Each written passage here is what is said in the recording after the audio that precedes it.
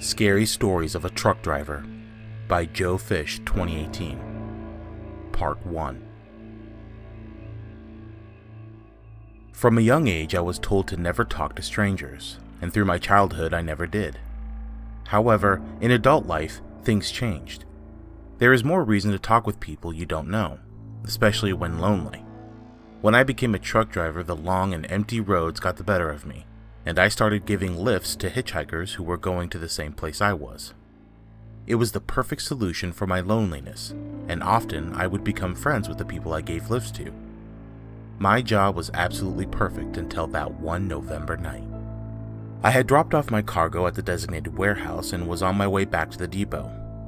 It was going to be a long drive through the night. A few hours into the drive, I saw a man on the side of the road with a black bag and a plaque reading the exact same place I was going. Usually, past a certain time, I would ignore it and continue my journey, but something about this man made me feel like I owed it to him, and I could do with some company on the journey anyway.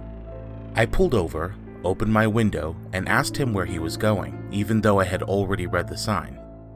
He just pointed at his plaque and looked up at me. Something about him made me uneasy, but it was too late now, and I told him to hop in. This was a huge mistake. The man climbed in and sat down without a word. He was dressed completely in black, with a silver chain spilling out of the top pocket of his overcoat. At first I was hesitant. Then I got myself together and shook his hand. It was cold, very cold. Not the kind of cold when it's been chilly outside, but the kind when someone has a fever. A wet, clammy, unnatural cold.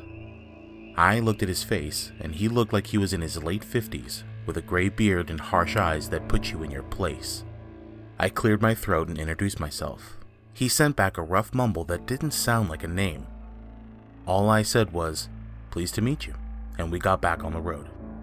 I thought it best not to try and talk too much to the man unless he talked first.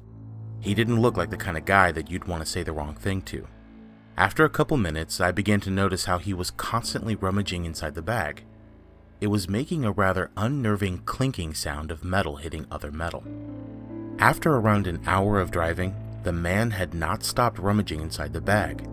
I also noticed that he had been staring at me for some time, which was creeping me out massively. It really made my skin crawl. On most occasions, if a passenger was not particularly communicative, I would put the radio on, but mine had stopped working last week. In an effort to stop him staring at me, I asked him, "What's in the bag?"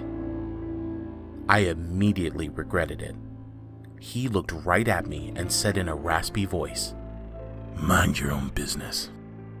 I was slightly shocked by this and tried to pass it off as a bit of a sarcastic joke, although I knew for sure it wasn't.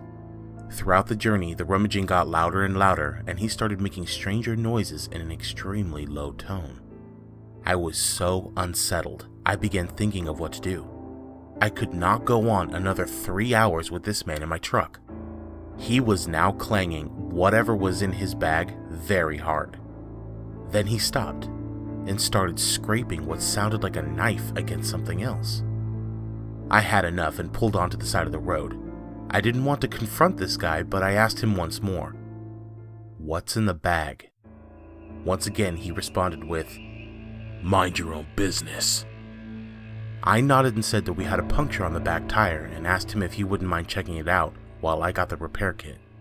He looked at me with a look of complete hatred, then got out of the truck and went around the back. I put my foot on the gas and drove. I saw him in my taillights. He was staring at me with what looked like a smile spread across his face. His hands looked like they were covered in blood. I made it back to the depot, trying desperately to forget about the man.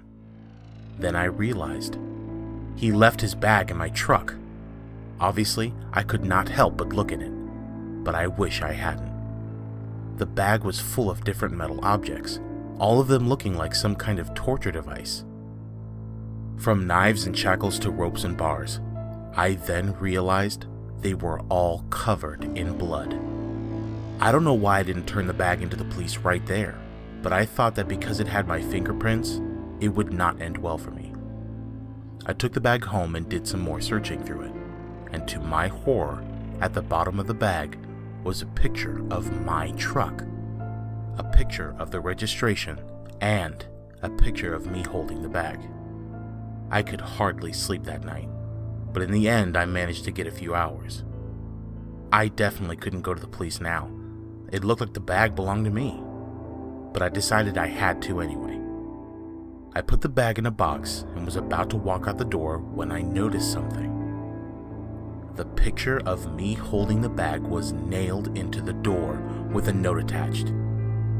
All it read was, "Mind your own business." Update. Quite a few people have commented that they have had the same or similar experience. This is very odd, and perhaps there's a bigger story going on here.